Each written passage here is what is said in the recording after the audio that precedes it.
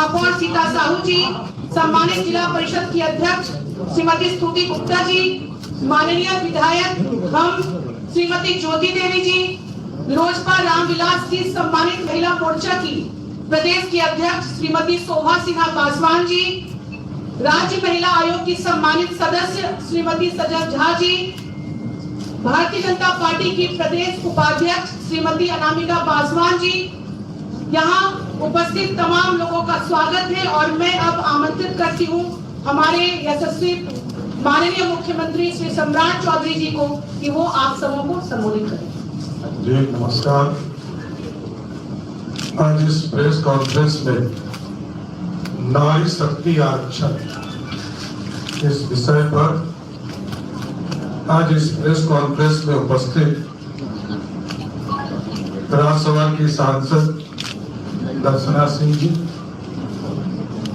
बिहार सरकार की पूर्व मंत्री बहन लेसी सिंह जी, बिहार विधान परिषद की सदस्य अनामिका सिंह पटेल जी, बहन निवेदिता सिंह जी, माननीय विधायक संगीता कुमारी जी, माननीय विधायक श्रीमती स्नेहलता कुशवाहा जी,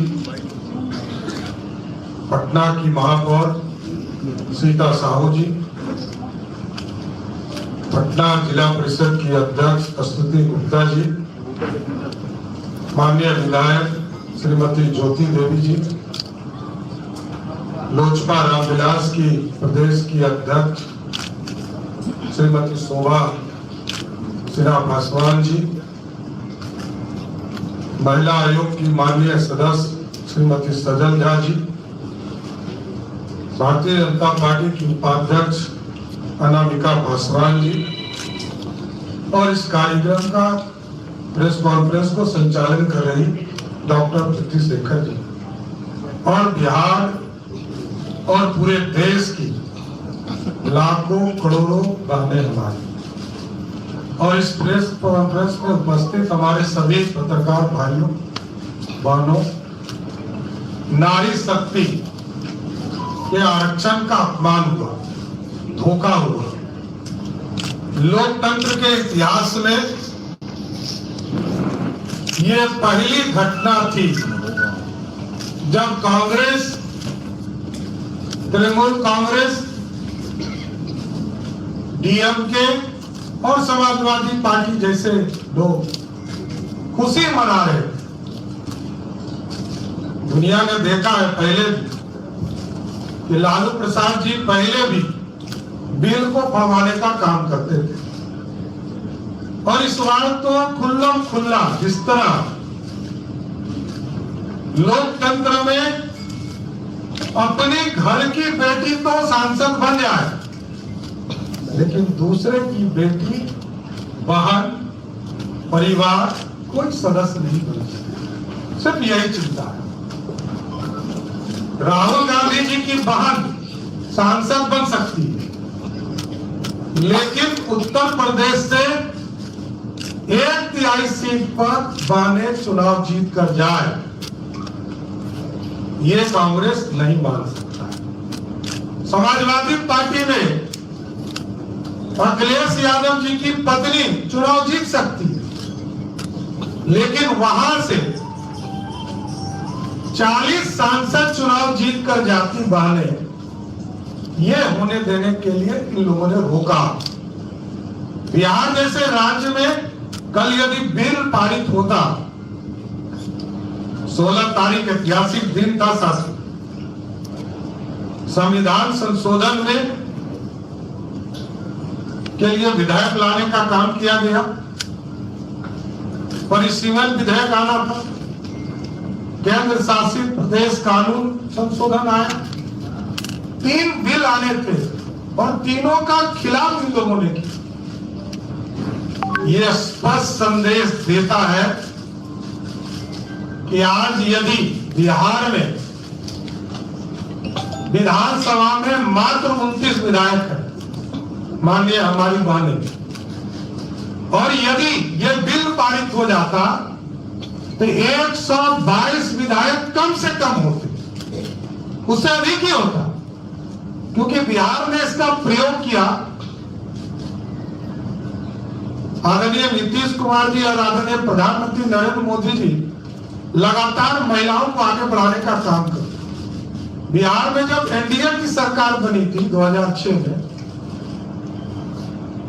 तो यहां महिलाओं को 50% आरक्षण पंचायती राज और नगर निकाय में देने का काम किया था।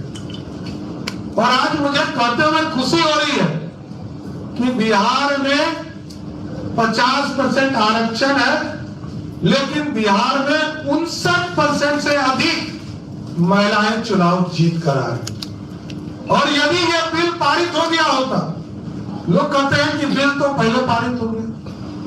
अरे हम तो एश्योर कर रहे थे, गारंटी दे रहे थे। नरेंद्र मोदी की सरकार एश्योरेंस दे रही थी, आदरणीय अमित शाह भी इंश्योरेंस दे रहे कि बिल के माध्यम से 543 सांसद के जगह पर 816 और इसको 850 तक बढ़ाने का प्रस्ताव था। और 816 में से 272 सांसद, यदि ये बिल पारित होता तो इस देश में महिलाएं सांसद बनकर देश में राज करने का काम करती। साथ दुर्भाग्य कि ऐसे विरोधी इस देश में, हमारे लिए सारे जहां से अच्छा है इस भारत को बढ़ाने के लिए हम आए। और हमारी पार्टी, हमारे एनडीए के लोग लगातार इस हिंदुस्तान की चिंता कर रहे हैं, कुछ लोग बाहर की चिंता कर रहे हैं। इसलिए मेरे लिए तो गौरव का समय मिला कि मैं आज प्रेस कॉन्फ्रेंस भी कर रहा हूं, तो बिहार और देश की महिलाओं के लिए कर रहा हूं, अपनी बहनों के लिए कर रहा हूं। और मैं जब सार्वजनिक पहले कार्यक्रम में कल गया था परसों, तब भी जो नारी शक्ति के आरक्षण का समर्थन में जो दौर था, उसमें शामिल होने का काम किया। इसलिए ये धोखा है। Congress party, Trinamool Congress, DMK, Samajwadi party और राष्ट्रीय जनता दल को इसका जवाब जनता को देना पड़ेगा। आपने तो कोई आरक्षण दिया नहीं। विशेष तौर पर कांग्रेस ने इस देश में किसी वर्ग के लिए कोई आरक्षण नहीं दिया। और जब जब आरक्षण हुआ तब भारतीय जनता पार्टी, जनता दल यूनाइटेड, सब लोगों ने मिलकर, लोक जनशक्ति पार्टी, हिंदुस्तानी अवाम मोर्चा, सबने समर्थन देने का काम किया। ना लालू जी ने कभी आरक्षण दिया और ना कभी कांग्रेस पार्टी ने आरक्षण दिया। और कांग्रेस के लोगों ने तो चाहे वो मंडल कमीशन हो या जिस समय आजाद हुआ ये भारत, हमारे दलित समाज के लोगों को, हमारे आदिवासी बहनों को, भाइयों को आरक्षण नहीं मिले, इसके लिए पंडित नेहरू ने इस देश में अभियान चलाने का काम। और भारतीय जनता पार्टी का स्पष्ट मानना है, चाहे वो दलित समाज हो, आदिवासी समाज हो, उसको भी आरक्षण मिले। अति पिछड़ों के लिए भी आरक्षण की कल्पना जब सरदेव कपूरी ठाकुर जी ने किया था, तो पंडित कैलाशपति मिश्र जनसंघ के उनके साथ खड़े हुए। और इस देश में जब मंडल कमीशन आया, तब भी भाजपा के समर्थन से इस देश में मंडल कमीशन लागू हुआ था। और जब 75 वर्ष के बाद ये लगा इस देश में अब स्वर्ण समाज के गरीबों की भी चिंता करना है, उसको भी 10% आरक्षण नरेंद्र मोदी की सरकार ने दिया। इसलिए हमें गर्व है कि महिला बिल भी पारित हम लोगों की सरकार ने किया, नरेंद्र मोदी जी की सरकार ने की। बिहार में भी एनडीए की सरकार ने महिलाओं को 50% से अधिक आरक्षण देने का काम किया। और आज जो देश में महिलाओं के साथ धोखा हुआ है, इसके खिलाफ पूरा एनडीए एकजुट होकर इस देश में अभियान चलाएगा और उनसे जवाब भी मांगेगा। कांग्रेस पार्टी, ये बताओ, तुम्हारे परिवार के लोग प्रधानमंत्री बन रहे हैं, सुपर प्रधानमंत्री बन रहे हैं, सांसद बन रहे हैं, इस देश की गरीब महिला कब सांसद बनेगी?